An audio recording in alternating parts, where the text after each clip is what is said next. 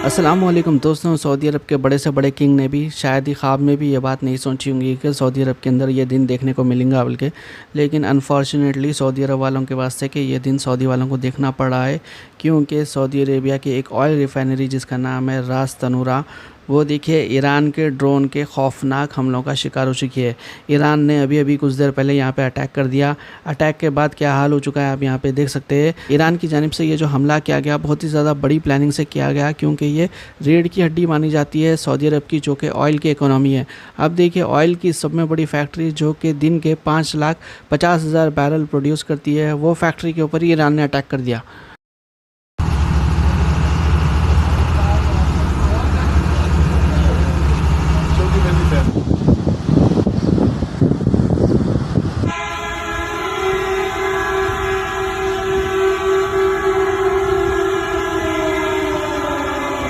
American अरब oil company है ये, जिसको अरामको बोलते हैं। बहुत सारे इंडिया के लोग भी जाके वहाँ पे काम करते हैं। सैलरीज भी काफ़ी ज़्यादा अच्छे रहते हैं कंपेयर करें तो दूसरे डिपार्टमेंट। सऊदी अरब की इकोनॉमी जैसा कि हम सभी लोग जानते हैं ऑयल के ऊपर डिपेंडेंट है, और इतनी बड़ी कंपनी इसके ऊपर देखिए 2 ड्रोन भेजे ईरान ने।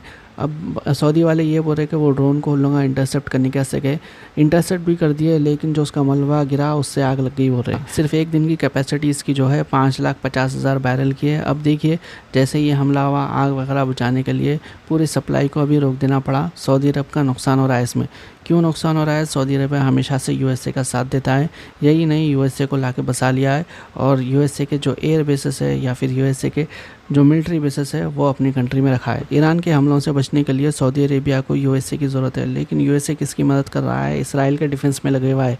यूएसए अपनी पूरी एनर्जी एक इसराइल को बचाने के वास्ते लगा रहा है, गल्फ नेशन को ऐसे ही छोड़ दिया है। और ये हमारा कहना नहीं है, बल्कि देखिए सऊदी के एक ऑफिशियल अल जज़ीरा से बात कर रहे थे ये हमले के बाद में, तभी उन्होंने बताया है कि अमेरिका अबैंडन्ड अस, यानी कि अमेरिका हमें छोड़ दिया है और इसराइल की हिफाजत में लगा हुआ है। यूएस इसराइल ने मिलकर ईरान के सुप्रीम लीडर अयतुल्लाह अली ख़मीनी को जान से मार दिया। अब देखिए उसका ईरान तो बदला लेगा, और ऐसा दिख रहा कि ईरान ने अपना पहले इंतकाम की पहली किस्त सऊदी अरब से लेना शुरू कर दी है। अब देखिए हमला तो ईरान करा, सऊदी अरब के ऊपर करा, लेकिन देखिए इसका असर आपकी जेब के ऊपर भी पड़ सकता है, क्योंकि क्रूड ऑयल जब से ये वॉर शुरू हुई है 10% के करीब क्रूड ऑयल का रेट बढ़ चुका है। अब देखिए काफ़ी सारे कंट्रीज़ में पहले से तेल वगैरह रिजर्व करके रख लेते तो वो महीनों चलते रहता तेल। इसके वास्ते देखिए इंस्टेंटली आपको इफेक्ट नहीं दिखेगा, लेकिन ये जो रेट्स बढ़ रहे हैं इसका इफेक्ट आपकी जेब के ऊपर भी पड़ेगा। क्रूड ऑयल से ही पेट्रोल बनता, क्रूड ऑयल से ही डीजल बनता। पेट्रोल डीजल महंगा हो गया तो ट्रांसपोर्ट महंगा हो जाता, ट्रांसपोर्ट महंगा हो गया तो जो सामान लेके आते हैं, तरकारी या फिर कोई और सामान रहने दो, हर चीज़ की रेट के ऊपर इफेक्ट पड़ने वाला है। सिर्फ ऑयल का रेट नहीं बढ़ेगा, हर चीज़ का रेट बढ़ेगा। अब सब में बड़ा सवाल ये उठता है कि ईरान को ये स्टेप लेने के ऊपर मजबूर कौन करे? यूएसए और इसराइल वाले करे? वो लोग तो देखिए अपना काम कर दिए, चल दिए, और अभी भी अटैक्स जारी रखे हुए, लेकिन खामियाजा अरब के मुल्कों को उठाना पड़ रहा है, आम लोगों को उठाना पड़ेगा आगे। और इसराइल का सब में क्लोज फ्रेंड यानी कि यूएई, दुबई जिसे बोलते हैं, अबू धाबी बोलते हैं, पूरा मिला के एक कंट्री है जिसका नाम है यूएई। यूएई जो कि इसराइल का सग्गा दोस्त है, प्यारा दोस्त है, उसके ऊपर भी देखिए ईरान अपने मिसाइल्स और ड्रोन से हमला कर रहा है। टोटल ईरान की जानिब से 541 ड्रोन्स भेजे गए, जिसमें से देखिए कंट्री के अंदर जो गिरे 35 ड्रोन गिरे हैं। 35 ड्रोन जो गिरे हैं, इससे देखिए यूएई में इम्पैक्ट पड़ा है। यूएई का नाम पूरी दुनिया के अंदर जो सेफ़ कंट्री के नाम पे मशहूर था, उसके नाम पे अभी धब्बा लग चुका है। लोग हबीबी कम टू दुबई बोल के जो स्ट्राइक्स हो रहे हैं उसके वीडियोस डाल रहे हैं।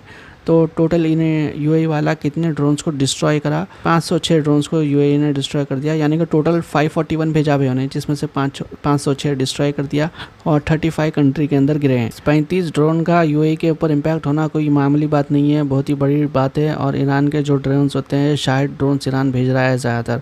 और देखिए ईरान की जानिब से 2 क्रूज मिसाइल्स भी दागी गई। अब यूएई वालों का ये दावा है कि दोनों क्रूज मिसाइल्स को हवा में ही उड़ा दिए, और साथ ही साथ ईरान की जानिब से 165 बैलिस्टिक मिसाइल्स भी दागी गई है।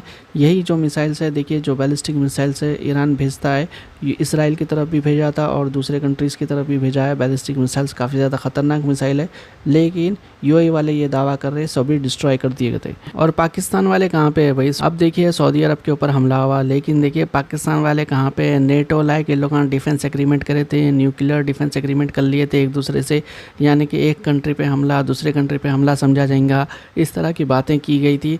अभी देखिए पाकिस्तान भागे हुआ है, पाकिस्तान भगोड़ा है, कभी भी किसी का साथ नहीं दिया। हिस्ट्री से सऊदी अरब को सबक हासिल करना चाहिए था। हैदराबाद के निज़ाम भी हथियार खरीदने के वास्ते पाकिस्तान को पैसे भेजे तो ना हथियार भेजा था, उल्टा पैसे रख लिया था। फिर जो निज़ाम के बच्चे थे उन लोगों कोर्ट में केस डाले, पाकिस्तान से केस लड़के रिसेंटली कुछ साल पहले जीते वो केस। यहाँ पे आप देख सकते हैं पाकिस्तान का प्राइम मिनिस्टर कितना खुश नजर आ रहा। सऊदी वाला फुल पैसे देके ये एग्रीमेंट करा था उन लोगों से, सीक्रेट डील हुए थे कई सारे। यूएस की नेवी भी बराबर ये जंग में हिस्सा ले रही है। यूएस की नेवी की जानिब से ये वीडियो आज सुबह सुबह रिलीज़ किया गया है और कहा जा गया है कि ये सुबह सुबह का मंजर है और ये मिसाइल्स वो लोग ईरान के ऊपर दाग रहे हैं।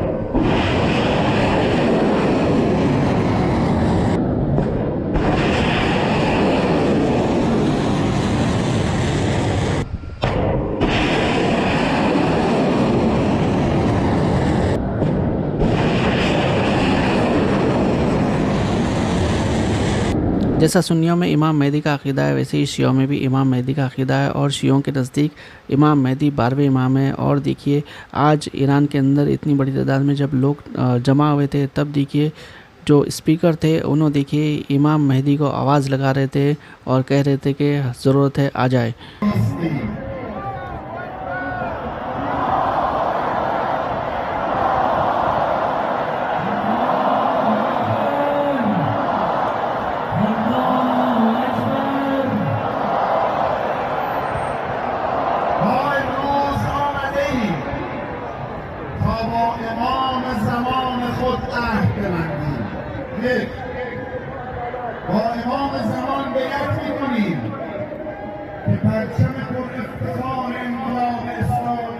और ईरान की जानिब से आम लोगों को यूएई के अंदर निशाना नहीं बनाया जा रहा है। इस बात का सबूत देखिए एक भाई ने एक वीडियो बना के दे दिया है।